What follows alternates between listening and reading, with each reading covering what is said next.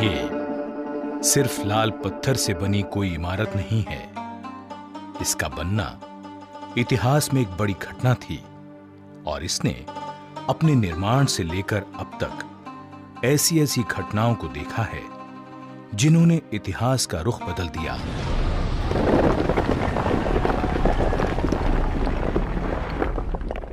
ये है दिल्ली का लाल किला।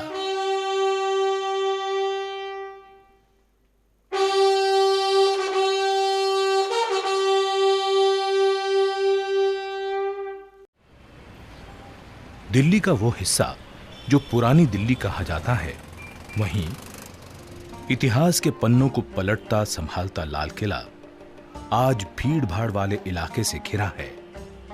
शांत है लेकिन खामोश नहीं। सन 1627 में जब मुगल बादशाह शाहजहां तख्त पर बैठा तो देश में अमन चैन था। बादशाह को बड़ी बड़ी इमारतें बनवाने का शौक था। उसकी राजधानी आगरा में थी, लेकिन आगरा की गर्मी उसे रास नहीं आई। उसने तय किया कि मुगल साम्राज्य की राजधानी अब दिल्ली हो।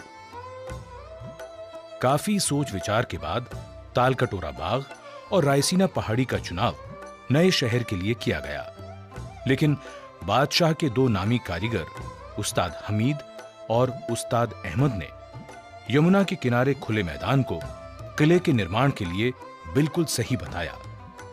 सन 1639 में लाल किले की नींव रखी गई। 9 सालों तक कारीगरों, शिल्पकारों और मजदूरों की कड़ी मेहनत के बाद लाल किला बनकर तैयार हुआ। इसी किले के सामने शहर शाहजहानाबाद बसाया गया, जिसे अब दिल्ली कहा जाता है। आलीशान लाल किले के तैयार होने के समय बादशाह काबुल में थे। खबर मिलते ही बादशाह दिल्ली के लिए रवाना हुए। नजूमियों और ज्योतिषियों के निकाले गए मुहूर्त के समय पर बादशाह यमुना के सामने दरियाई दरवाजे से किले में दाखिल हुए। खाई को पार करने के लिए लकड़ी का पुल था। इस मौके पर लाल किले में एक शानदार समारोह हुआ, जिसकी सजावट कमाल की थी। आगरा के किले से दुगने आकार के लाल किले की दीवारें यमुना की ओर 60 फुट ऊंची हैं और सामने की दीवार 110 फुट ऊंची है। इसमें 75 फुट दीवार खंदक की सतह से ऊपर है और बाकी खंदक की सतह तक है। किले के पीछे यानी पूर्व में यमुना नदी किले के साथ बहती थी और 3 तरफ खंदक थी। इनमें रंग बिरंगी मछलियां थीं। खाई के साथ साथ हरे भरे बाग थे, लेकिन ब्रिटिश शासनकाल में ये गायब हो गए। लाल किले और सलीमगढ़ किले को जोड़ता एक पुल है। लाल किले से सटा हुआ सलीमगढ़ का किला है, जिसका निर्माण शेर शाह सूरी के बेटे सलीम शाह सूरी ने सन 1546 में करवाया था। सलीमगढ़ किले का इस्तेमाल शाही कैदखाने के रूप में होता था। लाल किले की प्राचीर का निर्माण औरंगजेब ने करवाया था। किले को आड़ देने के लिए उसने ये दीवार बनवाई, जिसे घूंघट वाली दीवार कहा जाने लगा। शाहजहां ने अपनी कैद के दिनों में से आगरा से औरंगजेब को लिखा था कि दीवार बनवाकर मानो किले की दुल्हन के चेहरे पर तुमने नकाब डाल दी है। किले के दक्षिण में दिल्ली दरवाजा है, जो जामा मस्जिद की तरफ है।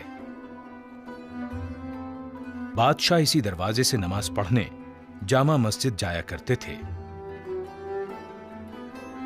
सन 1903 में लॉर्ड कर्जन ने इस दरवाजे के दोनों ओर पत्थर के हाथी खड़े करवा दिए।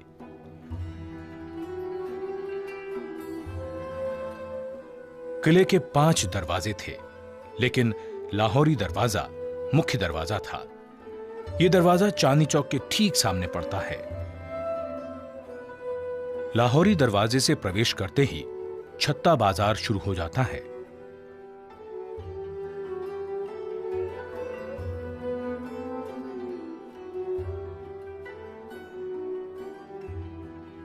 इस छत्ते के दोनों ओर दुकानें हैं और बीचों बीच एक चौक है।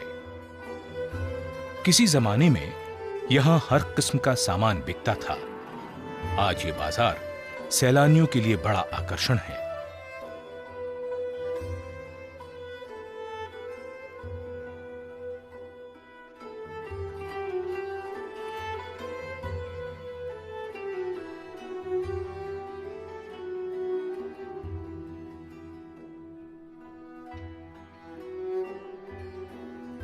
लाहौरी दरवाजे के छत्ते से निकलकर नजर पड़ती है नक्कार खाने की दुमंजिला इमारत पर। बीच में एक चौक था जिसका सरोवर अब मैदान बन चुका है। चौक के इर्द गिर्द मनसबदारों सामंतों के मकान, दफ्तर और बैठकें थीं जो अब धूल में मिल चुके हैं। चौक से जरा आगे बढ़ते ही नक्कार खाने का दरवाजा है जिसे हथिया पोल कहते थे। कुछ कहते हैं इसका यह नाम इसलिए पड़ा क्योंकि दरवाजे के दोनों ओर पत्थर के हाथी खड़े थे। इस दरवाजे से आगे किसी को भी अपनी सवारी में बैठकर जाने की इजाजत नहीं थी, सिर्फ शाही खानदान के सदस्यों को छोड़कर। नक्कार खाने में हर रोज 5 बार नौबत बजती थी। इतवार को सारे दिन नौबत बजती थी। इसके अलावा बादशाह के जन्मदिन पर भी पूरे दिन नौबत बजा करती थी।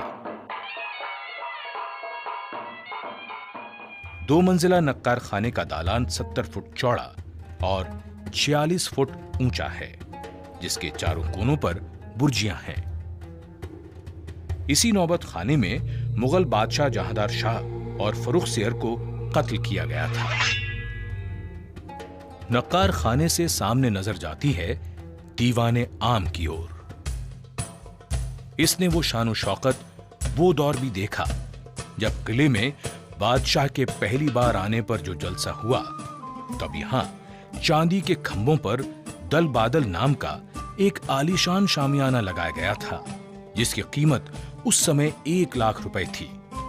इसे बनाने में 7 साल का समय लगा और इसे अहमदाबाद के शाही कारखाने में तैयार करवाया गया था। यहां जगह जगह बेशकीमती कश्मीरी कालीन से सजावट की गई। ऐसी सजावट, ऐसी शान जिसका मुकाबला दुनिया में कहीं नहीं था। ये दीवाने आम का दालान है जिसने मानो इतिहास के इतने उतार चढ़ाव देखे कि चुप्पी सी साथ ली। दीवाने आम में जहां जहां सोने का काम और कीमती पत्थर जड़े हुए थे, उन्हें निकाल लिया गया, लेकिन उसके जो निशान बाकी हैं, वो भी कम खूबसूरत नहीं है। 3 तरफ से खुले दालान की लंबाई 80 फुट और चौड़ाई 40 फुट है। छत की ऊंचाई 30 फुट है। इस दीवाने आम की खूबसूरती लाल खंभों की कतारों से कई गुना बढ़ जाती है। दालान में 7-7 दरों की 3 कतारें हैं। हर एक दर में 4-4 खंभे 6-6 फुट के अंतर पर हैं। दालान के आगे 10 बड़े खंभे हैं। दीवाने आम की पीछे की दीवार के बीच में 21 फुट चौड़े संगमरमर पर पच्चीकारी का बेहद खूबसूरत काम है। बेल बूटे, फूल पत्तियां किसी बागीचे का एहसास कराते हैं। पत्थर की चिड़िया लगता है उड़ने को बेचैन है। खूबसूरत रंगीन पत्थरों का काम मन को लुभाता है। यहीं 8 फुट ऊंचाई पर सिंहासन की जगह है। जब कभी दरबारे आम होता था, बादशाह यहीं बैठते थे। उनके सिंहासन के नीचे संगमरमर का एक सुंदर तख्त है जो 3 फुट ऊंचा, 7 फुट लंबा और 4 फुट चौड़ा है।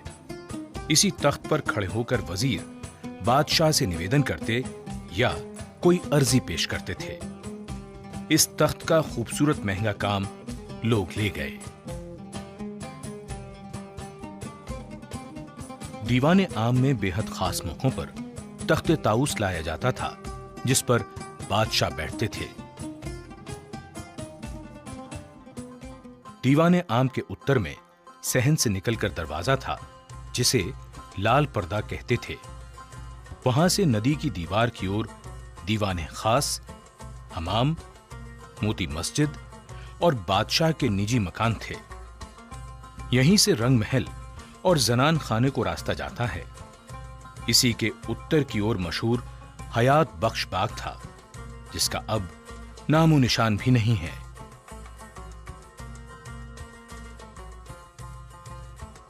दीवाने खास की शानदार इमारत संगमरमर की बनी हुई है। इसके दालान की लंबाई 90 फुट और चौड़ाई 67 फुट है। इसकी छत चांदी की हुआ करती थी। पूरा दालान संगमरमर का बना हुआ है। चारों कोनों पर बुर्जियां हैं, जिनके कलश सुनहरी हैं। दीवाने खास के बीचों बीच एक नहर बहती थी, जिसे नहरे बहिश्त कहते थे। जगह जगह इसमें फव्वारे चलते थे। दालान के भीतर कमरा 48 फुट लंबा और 27 फुट चौड़ा है। इसी में संगमरमर का वो चबूतरा है, जिस पर तख्ते ताऊस था।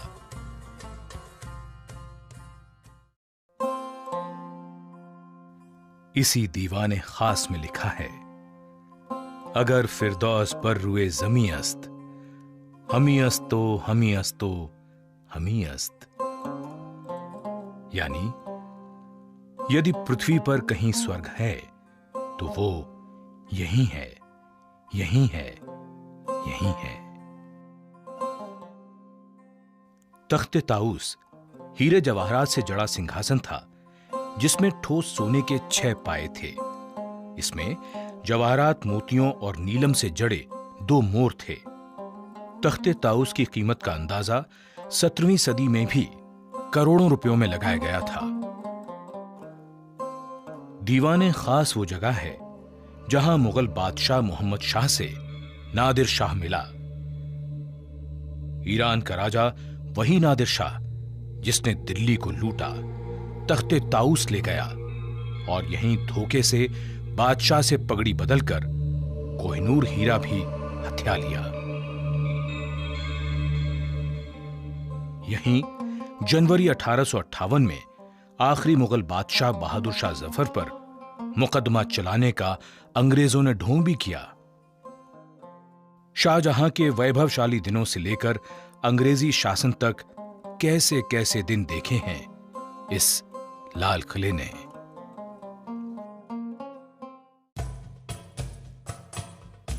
दीवाने खास से उत्तर की ओर शाही हमाम है।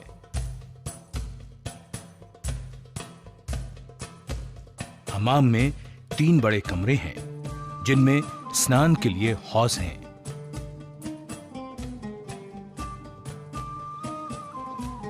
इस हमाम की दीवारें और फर्श को कीमती रंगीन पत्थरों से सजाया गया है।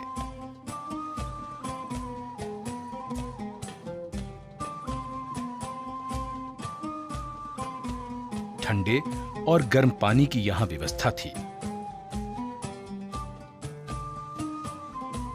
हमाम में नहर थी, जिससे पानी पहुंचता था। कहते हैं पानी को गर्म करने के लिए 125 मन लकड़ियां जलाई जाती थीं। यहां के फव्वारों से गुलाब जल की फुहारें खुशबुओं का छिड़काव करती थीं।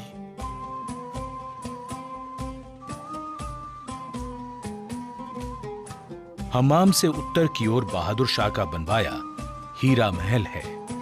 इसे 1824 में बनवाया गया था। नहरे बहिश्त, जो उत्तर से दक्षिण की ओर है, यहां से गुजरती हुई दीवाने खास की ओर जाती है।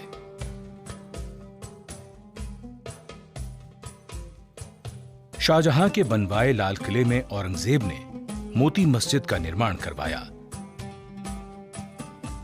जो संगमरमर की बनी एक खूबसूरत इमारत है।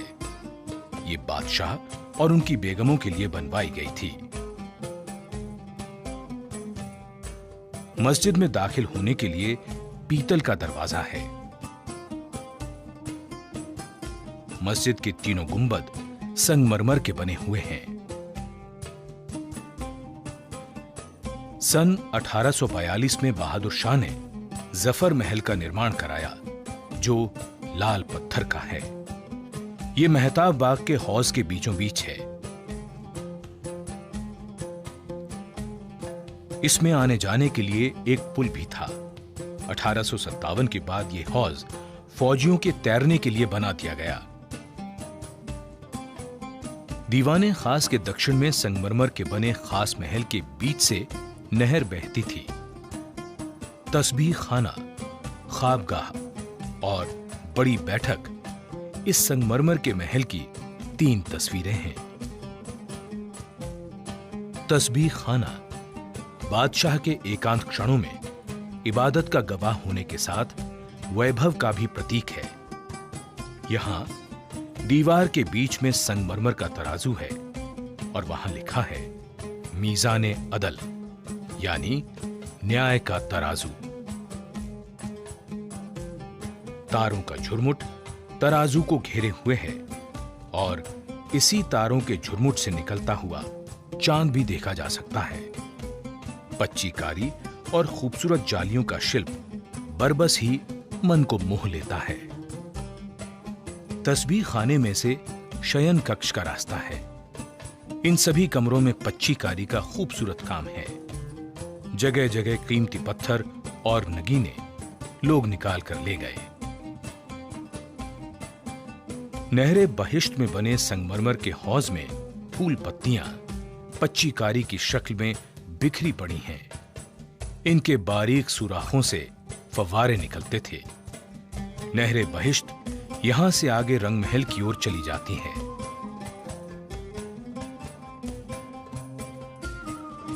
ख्वाबगाह की पूर्वी दीवार की ओर गुंबद वाला बरामदा है। यहां 8 कोणों वाला कमरा है जिसके ऊपर गुंबद है। ये मुसम्मन बुर्ज है। इसी के नीचे यमुना की ओर दरियाई दरवाजा है, जिससे बादशाह शाहजहां बड़ी धूमधाम से पहली बार इस किले में दाखिल हुए थे। यहीं झरोखे से बादशाह जनता को दर्शन दिया करते थे। मुसम्मन बुर्ज से ही 1857 में आखिरी मुगल बादशाह ने सामने के मैदान में खड़ी क्रांतिकारियों की फौज से बात की थी। पुराना मुसम्मन बुर्ज अब नहीं रहा। यह बुर्ज 1857 के बाद का बना है। पुराने बुर्ज पर सोने का पत्थर चढ़ा था। दीवाने आम के ठीक पीछे आलीशान रंग महल है। इसका सहन बहुत चौड़ा है। 13 दालान 5 हिस्सों में बटा हुआ है। नहरे बहिश्त इसके बीच से बहती थी, जो इसे ठंडा रखती थी।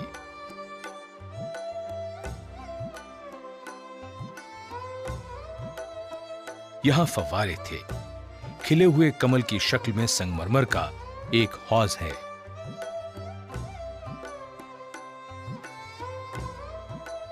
इस महल की छत चांदी की थी, जिसे उखाड़कर तांबे की लगा दी गई और बाद में तांबे की भी छत उखाड़कर लकड़ी की सिंदूरी रंग की छत लगा दी गई। मुगलों के ऐशो आराम का रंग महल 1857 के बाद इसे अंग्रेजों ने रसोई घर बना डाला। जिस रंग महल को ठंडा रखने के लिए कितने जतन किए जाते थे, वहीं अंग्रेजों ने आग जला दी।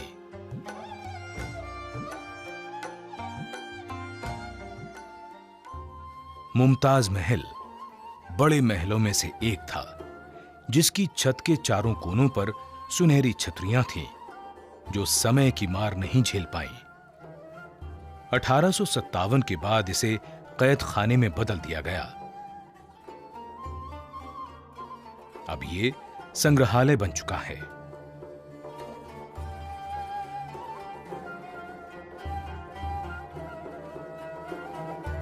मुमताज महल के आगे दक्षिण में बहुत बड़ा असद बुर्ज है।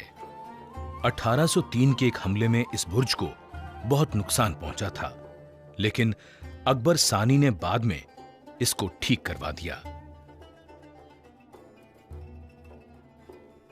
शाह बुर्ज किले के 3 मुख्य बुर्जों में से एक है। ये उत्तर पूर्व के कोने पर है। पहले ये 3 मंजिला था।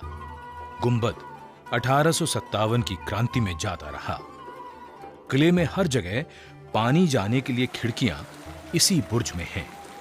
इसी बुर्ज के पास से नहरे बहिश्त यानी स्वर्ग की नहर निकलती है। नहरे बहिश्त को भरा रखने के लिए किले के बाहर से शाह बुर्ज तक पानी उठाना एक बेहद मुश्किल काम था। यह पानी संगमरमर की चादर से टकराकर हौज में गिरता था और वहां से नहरे बहिश्त में समा जाता था। इधर शाह बुर्ज के कमरों में पानी की कलकल गूंजती रहती थी। हयात बख्श बाग के मैदान में संगमरमर की 2 इमारतें सहेलियों की तरह बतियाती मालूम पड़ती हैं और ऐसा लगता है इनकी बातें जल महल चुपचाप सुनता रहता है। उत्तर की इमारत सावन है तो दक्षिण वाली है भादों। इन दोनों इमारतों की बनावट एक जैसी है और सजावट भी एक जैसी थी। पानी गिरने से इनमें से जो आवाज होती थी वो बारिश जैसी लगती थी।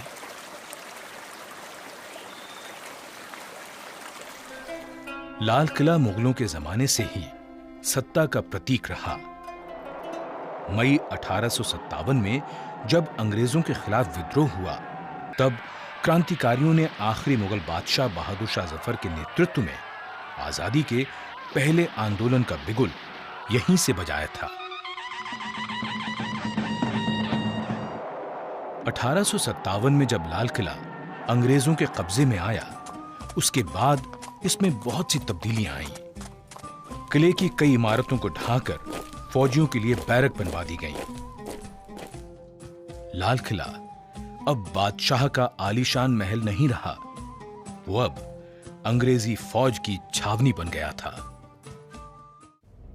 फिर 1940 के दशक में नेताजी सुभाष चंद्र बोस ने चलो दिल्ली का नारा दिया और लाल किले पर तिरंगा फहराने का आह्वान किया। इसी लाल किले में आजाद हिंद फौज के अफसरों पर अंग्रेजों की ओर से मुकदमा भी चलाया गया। आजाद हिंद फौज के अफसरों को यहीं कैद करके रखा गया था। इस ऐतिहासिक मुकदमे में पंडित नेहरू, भूलाभाई देसाई और कैलाश नाथ काटजू बचाव पक्ष के वकील थे। उस वक्त ये नारा देश भर में गूंजा था, लाल किले से आई आवाज, सहगल ढिल्लों शाहनवाज। लाल किला मुगल साम्राज्य के वैभव, शान शौकत, विलासिता और गौरव का गवाह है, तो उसने मुगलिया सल्तनत के पतन को भी देखा है। बादशाहों की मजबूरियों पर आंसू बहाए हैं, जालिमों के जुल्म और लुटेरों की लूट दर्ज की है। अंग्रेजों के खिलाफ एक बादशाह के नेतृत्व में क्रांतिकारियों को लड़ते देखा है। आजाद हिंद फौज के अधिकारियों और जवानों पर मुकदमे की बहस को सुना है। स्वाधीनता के लिए देश से उठती आवाजें भी इसके कानों तक पहुंची हैं और यही लाल किला आजादी मिलते ही मानो सबकी यादों में बस गया, जब इसकी प्राचीर से पहले प्रधानमंत्री ने तिरंगा फहराया था।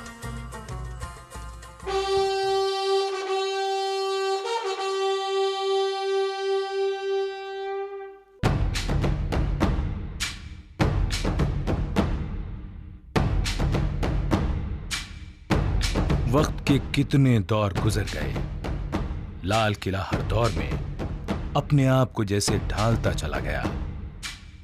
इमारतें बनती हैं, मिटती हैं, किले भी आबाद होते हैं, उजड़ जाते हैं, लेकिन लाल किले जैसा कौन बनता है? सिर्फ लाल किला।